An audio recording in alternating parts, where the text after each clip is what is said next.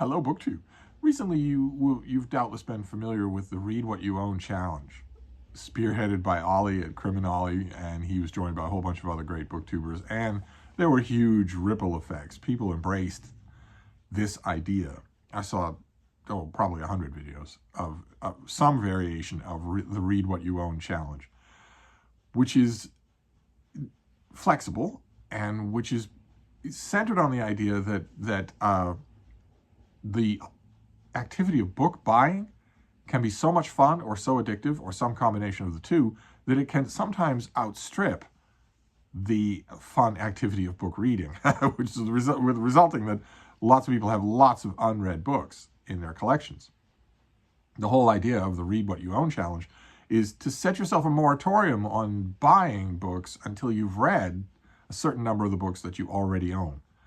And at very first blush last year, when I first heard of this concept, I thought, well, that's a little bit mean-spirited, isn't it? Who would want to deny themselves the fun of buying books? I know it well. I go to the Brattle Bookshop here in Boston, well, this week several times, but usually at least once a week.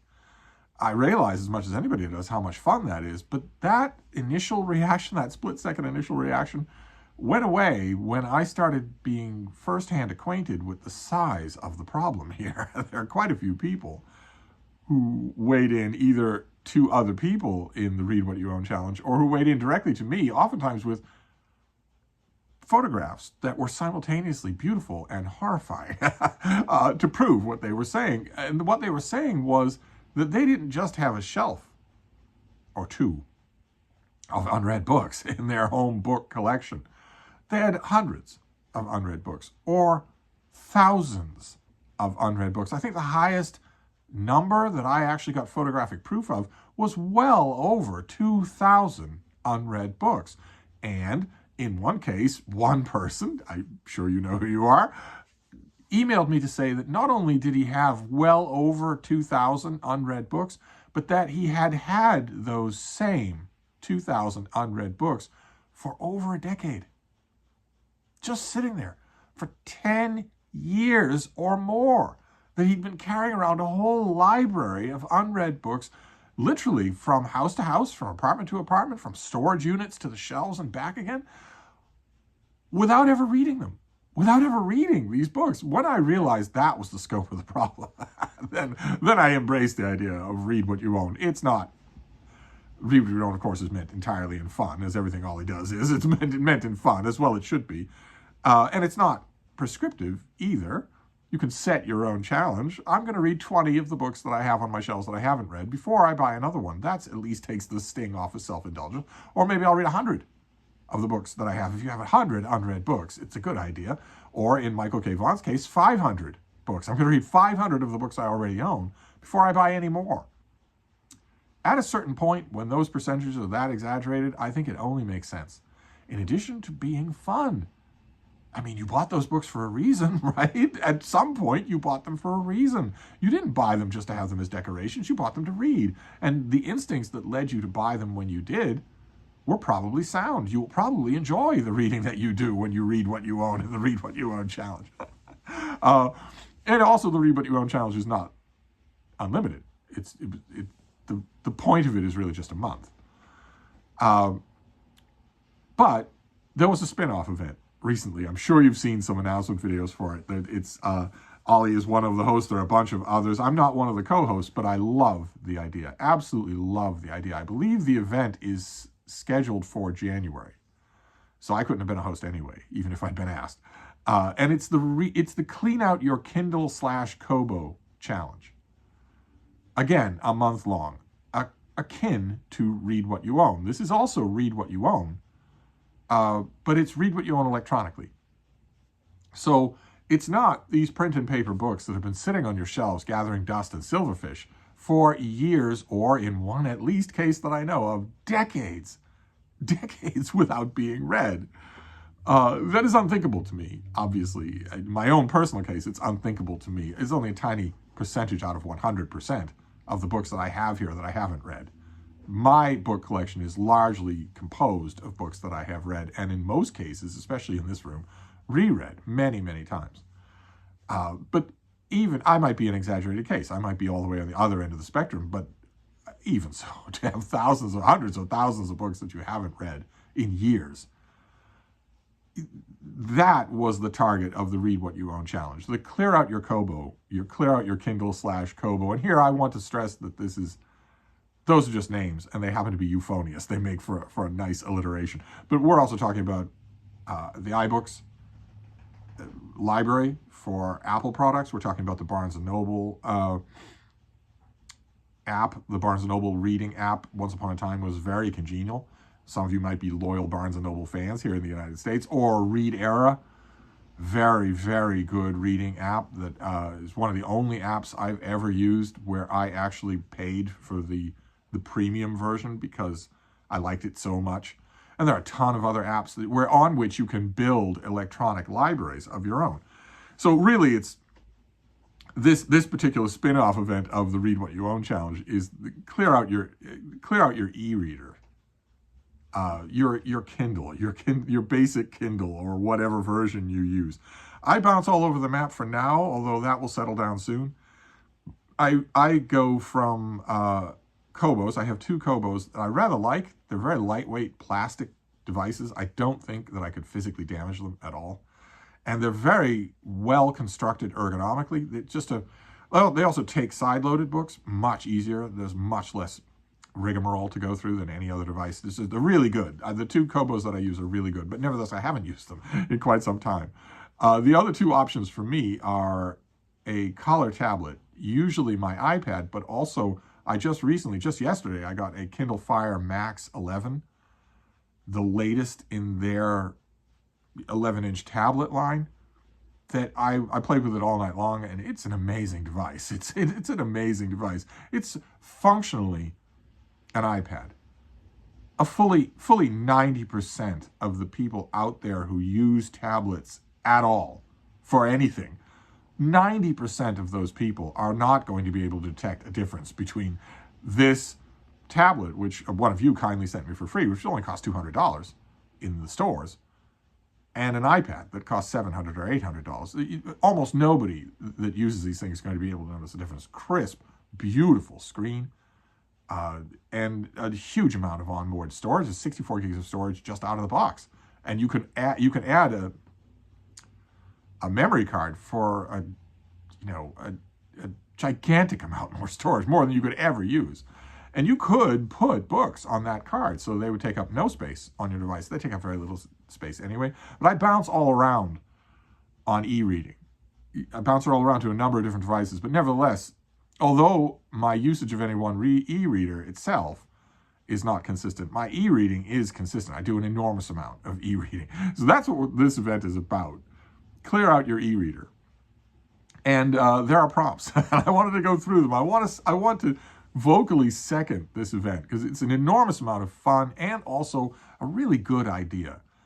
In the same way that the Read What You Own challenge is both those things. It's an enormous amount of fun because I've been enjoying Read What You Own because it's been producing action reports from people who not only are making charming videos about their consistent failure to read what they own, but also are reporting on the books they discover as a result of reading the stuff they already own.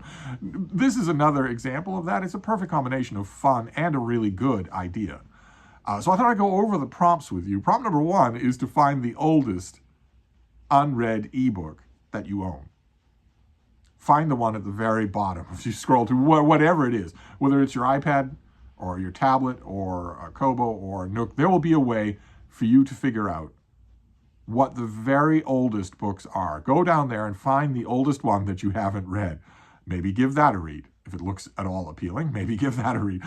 Prompt number 2 is the opposite of that. It's to go to the newest thing, the very newest thing, the newest ebook that you've acquired, and read that. That'll be in most devices, that'll be at the very top of your library. If we open up, I have a sleep case here. There's your library there. If you go to your library, the ones at the top will be the newest ones, and you can use a bar like that. These will all have controls like that to go down all the way to the bottom and get to the oldest one. That's another prompt. The third prompt is to start or continue a series. It's entirely possible that you have that you like the look of a series and you downloaded book number 1, if it's an indie book, or even not, sometimes aggregator sites will give you the first book in a commercially published series for free or a very low price. That's often very tempting. So you might have book 1 of a series like that, and you might never have got to book 1. Or if you did, maybe refresh your memory. Did you like it? Did you like it enough to get book 2? Remember the dictum that I always use in my own reading. If I, for instance, download a free self-published indie book that's number 1 in a series, and I end up really liking it, the author has earned my money for book number 2. I'm not going to wait around until book number 2 goes free. I'm going to become a follower of that author. If they've done their job in book number 1, they've earned the $2 that it's going to cost for book number 2. So then prompt number 4 is a little bit on the personal side. It's called "But It Was Free." This is a little bit personal for me now in a way it wouldn't have been a year ago. Because in a live stream this year in 2023, one of you acquainted me with the idea of these bargain websites, ebook bargain sites, where you give them your email, and you get daily notifications from them about that day's constantly changing ebook bargains.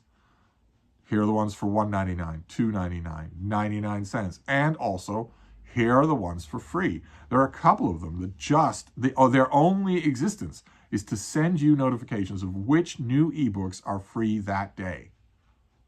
This is virtually a snapshot of what you get when that happens. When that happens, I say yes.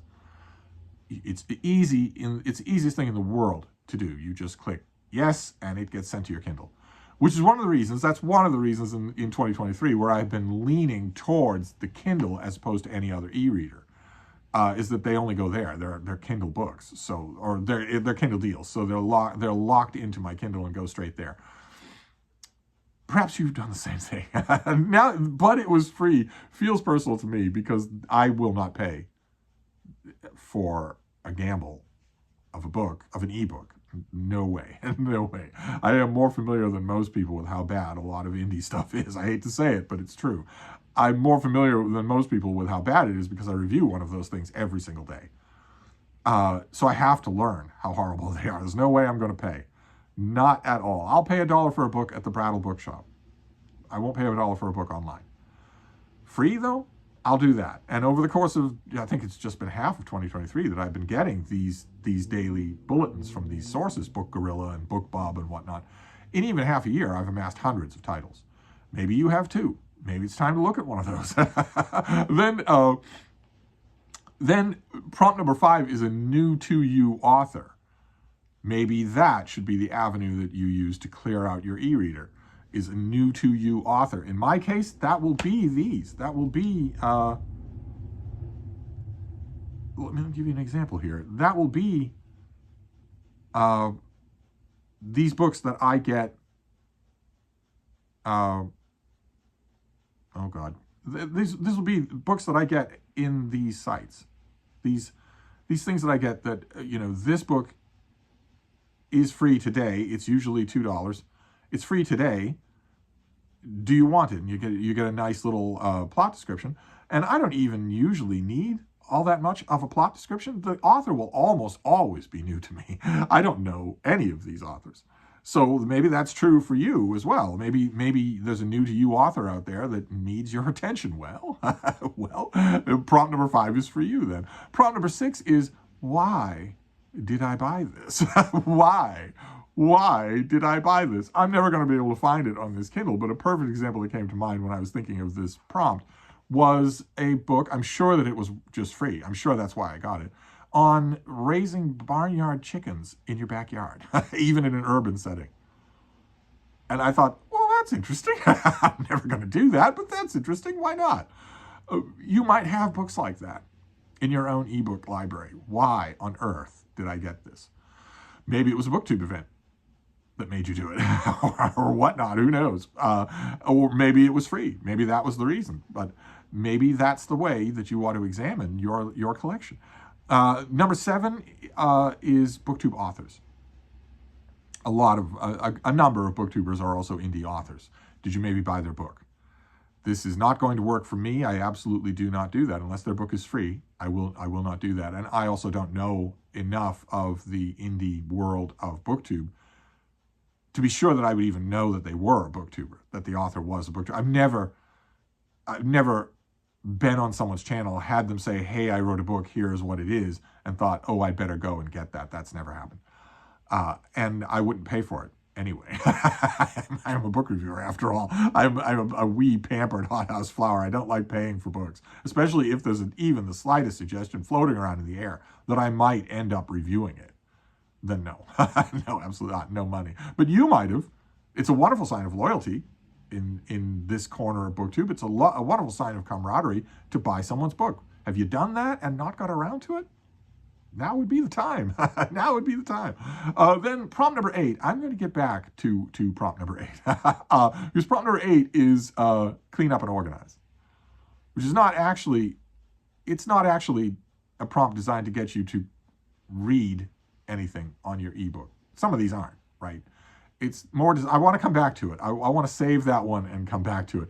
But it means essentially we pile things onto our e-readers, whatever e-reader it is, it's an iPad or anything else, and only a tiny fraction of the people who pile those books on ever actually go in and take the time to organize what they have. Librarians will tend to do it. One librarian in particular that I know was the very first thing that he did was to set up a virtual Dewey Decimal System for his ebook library. He was at it so methodically that I honestly thought by the time he was done, he was going to install a handicap ramp on his ebook library. So it was just a complete burrowing down to everything's got to be in its place and everything's got to have a place. But most people who aren't librarian inclined won't have done that. You might be one of those people. In which case, prompt number 8, clean up your e-reader and organize it, would be a really good idea. And prompt number 9 is blame it on BookTube, which is really connected to 7, and it's also connected to 6. It's were you watching a BookTube channel where the booktuber enthused about a book in a way that made you want to go out and get it right away? Now, a lot of you don't live near all-purpose, general, great used bookstores, so you can't physically do that. A lot of you don't trust buying books on eBay or online anywhere, so you won't do that either. Instead, you'll get an ebook. You'll go and find an ebook. There are BookTube channels, and there are BookTube channels, right? As we all know, some BookTube channels are genuinely dangerous when it comes to that. Watching them will make you want to buy books.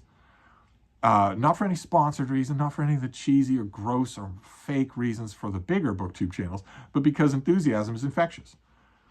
I've been accused of having one of those channels myself, and I am no stranger to being susceptible to it. I'll watch some booktuber enthuse about something. In my case, usually something I've already read and formed an opinion of before the booktuber was born. But then they encounter it, and they're encountering it completely fresh, and they read it, and they see things in it that I didn't see, or they love it, even despite the things that I did see. Invariably, that will have me rethinking. It will have me thinking, well, you know, maybe it's time for me to revisit that book or that author. That happens all the time. So I can definitely blame it on BookTube. I don't do the ebook route when that happens. I use the Brattle for that. But some of you don't have a Brattle, so you might do that. So I think those are all of the prompts for the Clean Out Your E-Reader challenge, which is coming up in January. I strongly urge you all to take part in it if you do any e-reading. If you do any e-reading, this will be worthwhile. I want to stress here again prompt number 8, which is to clean up your e-reader. No matter what kind of e-reader you have, you will have the ability to make shelves or folders or collections. How many times, be honest here, how many times have you pulled up your e-reader, whether it's an e-ink reader or a tablet, and just scrolled endlessly through the books? I know I have this somewhere, but I can't find it. And then maybe while you're scrolling, you find the thing you're looking for, and you say, oh, good. And you open it and you start reading. And the thought never crosses your mind that maybe to stop yourself from doing that endless scrolling, before you start reading it, you should make a collection. You should make a shelf for it so that you know where to find it. Are all of your science fiction books in the same place? Are all of your murder mysteries in the same place? All the books by the same author, are they all in the same place and cross-referenced so that they're in other places as well where they belong? That's fun. That activity, it sounds very Poindexterish, and of course, no offense to the librarians out there, but it is very Poindexterish, but it's also lots of fun. And it will help you to see not only where things are, but what you have. I remember vividly, it was 2 years ago that I did it. I remember vividly the day that I had an iPad and it was loaded with ebooks. It was the Barnes & Noble reading app, and it was loaded with ebooks. And I had done that a number of times, just gone scrolling through trying to find something. And then I thought, what would happen if I searched for it with the search bar up at the top? And then I thought, wait a minute, instead of searching for the book, what if I searched for the word "the"? And I typed it in, and a whole lot of results came up, and I got an instantaneous view of how many duplicates I had. The exact same book. Naturally, every instance of it came up. The exact same book, sometimes 3 copies of the exact same book, just sitting there. Because I had forgotten, because I didn't realize I was duplicating it or whatnot. I spent probably 2 hours just from the prompt of the word "the," deleting duplicate entries in that library. The total number of books that you have in little parentheses at the top of the Barnes & Noble app, it went down appreciably when I was done with that. Then I tried the word "an," A-N. I tried the word "red." I tried the word "blue." I tried the word "book." Same thing. Endless duplicates. That's a very good thing to do, is to go through and clean out your e-reader and then organize it so that you're not endlessly scrolling anymore, so you know where you can find things. That doesn't take the joy out of it at all. That's a lot of fun to do. Come up with your own idiosyncratic collections. Whatever works for you. Come up with that. You could come up with a collection called BookTube Books. But that's one thing that I wanted to stress. Prompt number 8, which is a really good one. You should definitely clean up and organize your e-reader. I intend to do that for the end of this year. I won't be waiting until January, but January is a great time to start. The new year is a great time to do it. But I also wanted to make a point here, of course. I also wanted to make an extra point about about clean out your e-reader, because a lot of you fall prey to deals, ebook deals. Some site or Amazon or whatever will put together or send you a little email notice saying that this book is $1.99 or 99 cents, that this ebook is $1.99 or 99 cents. When that aspect of this was announced on the initial announcement videos for the Clean Out Your Kindle event, like a lot of you, I imagine, I immediately thought of Sarah at the Bookish Knitter and of Greg at another Bibliophile Reads, who are constantly mentioning on their channels that they saw something for $1 or $2 and just bought it, because how are you going to beat that price? And the problem with that, of course, is not only that adds up to money at the end of a month, but also that it adds up to books. Lots and lots of books. Makes it all the more, that kind of behavior, which I imagine is universal. I don't think they're exceptions. I think they're the rule. Makes this kind of an event all the better. Definitely do this. Definitely go and take control of whatever e-reading device that you have. But I wanted to make a side point to that, because I get those email notifications every day for the latest ebook deals. Now, I completely ignore any of those notices that have prices on them. Just completely ignore them. And you should too. Unless you're absolutely sure of it, you should too, because it's a mug's game to buy an ebook online. You don't own it. You can't share it with anybody. You can't hand it on to someone when you croak. You can't do anything like that. You're leasing it. You don't actually own the product. So it's kind of foolish to spend money for it, even $1. If it's free, that's another thing entirely. And that's the point that I want to end on here, because I get a lot of those free ebooks. There are 300 of those just in the last couple of months on this device alone that were free from those prompt sites. And I want to point out here that as long as you're doing prompt number 8, as long as you're cleaning up duplicates and organizing things into shelves so that you know where they are, there's no reason to get rid of anything that's free. You don't know where your whims are going to take you in a year or 2 years. If you can first develop the habit of never paying for anything online, don't pay for anything online, especially don't pay for books. If you can develop that habit, so I'm gonna get all these notices from Amazon or Kobo. I'm gonna see all these book deals. But if it has a price tag attached to it, the answer is no. No matter how interested I am in it, no matter how appealing it seems, the answer is no. If it's free, The answer is yes. Sure, absolutely. Toss it on. I might start it and really like it. I might find something new that I had no idea existed. I will be completely at liberty to experiment with any kind of reading, even a book about barnyard chickens, because it didn't cost me anything. And it doesn't matter in a case like that, that you're only leasing it. It doesn't matter that on some admittedly unbelievably unlikely series of events it could be removed from your device, because it was free.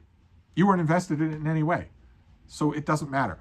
In other words, having a gigantic library of free ebooks is not something you need to control. It's not the same thing. It's kind of equivalent, but it's not the same thing as read what you own. Print and paper books are attracting dust. They're weighing down your floorboards by thousands and thousands of pounds. They need to be moved.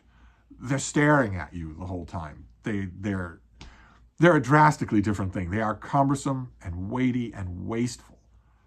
Whereas free ebooks are not.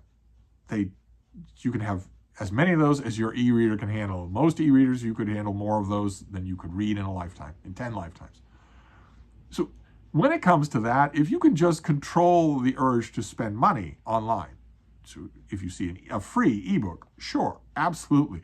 Project Gutenberg, for instance, you don't have to read those on Project Gutenberg. That's an online site for any book that has gone out of the common domain, and there are tens of thousands of books on there. They're all clean, they're all well formatted. There are many other sites like that. Project Gutenberg is the biggest one, and you don't have to read it on the site. You can download it to whatever device you want. It's yours to keep. They say so on the site. It's yours to keep. There's no reason on earth why you can't have 10,000 books from Project Gutenberg. No reason at all, provided they're free, and also, according to prompt number 8, provided that you know where they are, that you know what you have and what you don't have, and maybe organize them. Spend some time to organize your library. That's a great idea. I just want to point out that with the Read What You Own challenge, there are physical costs to having hundreds or even thousands of unread books on your shelves.